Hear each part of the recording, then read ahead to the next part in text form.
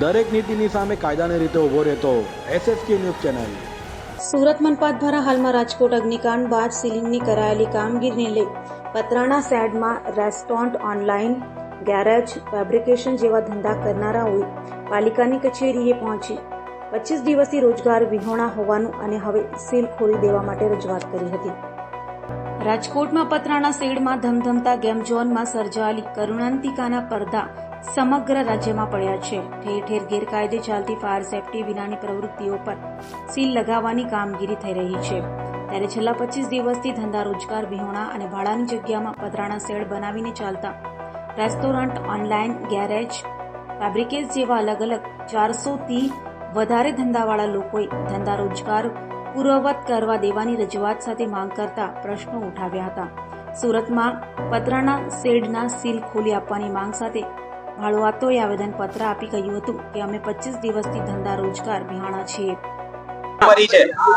મારું નામ અલ્પેશભાઈ છે અને કતારગામ, વરાછા અને સુરતમાં ફરતે બધે SMC દ્વારા જે રીતે રાજકોટ અગ્નિકાંડને લઈને બેફામ રીતે સીલ મારવામાં આવ્યા છે અને એ સીલને જોતા નાના માણસોની રોજગારી, ધંધો, કોઈ વસ્તુ જોયા વગર જાણે આતંકવાદી અને કોઈ 2 નંબરના ધંધા ચાલતા હોય એ રીતે તત્કાલપણે રાતના સમયે 2 વાગે સીલ મારી દેવામાં આવ્યા છે, કોઈ નોટિસ કે કોઈ વસ્તુ દીધા વગર। આ સુરત શહેર SMC દ્વારા જે નાના માણસોને હેરાનગતિ કરવામાં આવી છે એના વિરોધમાં અમે આજે Mughlisara zone office, central zone ઉપર આવેલા છીએ। બધા નાના ધંધાના વેપારી ભાઈઓ છે, કારીગરો વર્ગ છે, તે બધાને લઈને અમે એક સાથે આવ્યા છીએ। કેટલા વેપારીઓ ઉપસ્થિત છે?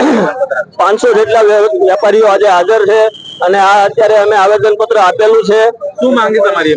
અમારી માંગ એક છે કે અત્યારે જે ટેમ્પરરી રીતે સીલ ખોલી આપવા માટે અમારી એક માંગ છે અને આગળ જતા જે કાંઈ પેપર કીય વર્ક હશે એ બધા લોકો કરવા તૈયાર છે, તો એના માટે ટાઈમ આપવો જરૂરી છે।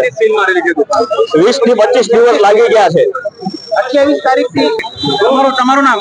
મારું નામ શૈલેષભાઈ છે। શું વેપાર કરો તમે? વેપાર અમારો ઈ-કોમર્સ બિઝનેસ છે અને અમારે ત્યાં પતરાના શેડના હિસાબે જે કે રેસ્ટોરન્ટ છે, ઈ-કોમર્સ કામ કરતા છે, ગેરેજ છે, ફેબ્રિકેશન છે, આ બધા જ વ્યક્તિઓને સીલ મારી દેવામાં આવ્યું છે।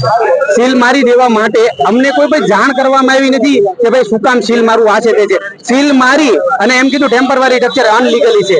અનલીગલી છે તો છેલ્લા 5 વર્ષથી અમારા મકાન માલિક પાસે, અમારે તો ભાડાનું જ છે, પણ અમારા મકાન માલિક પાસેથી વેરો શું કામ લ્યો છો?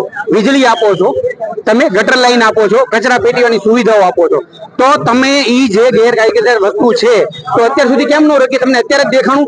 રાજકોટનો અગ્નિકાંડ થયા પછી એનો રોષ અમારી ઉપર ઠલવવામાં આવ્યો છે અને એને લઈ અને મને જે વેપારીઓ, અમારા નાના માણસો છે એમને હેરાન કરવામાં આવ્યા છે। અમારે એટલું શાંતિપૂર્વક અમે આવેદન પત્રો ઘણા બધા આપી અને થાકી ગયા છીએ। છેલ્લે અમારે અહીંયા આવીને પ્રદર્શન કરવા, શાંતિપૂર્વક પ્રદર્શન કરવા માંગીએ છીએ।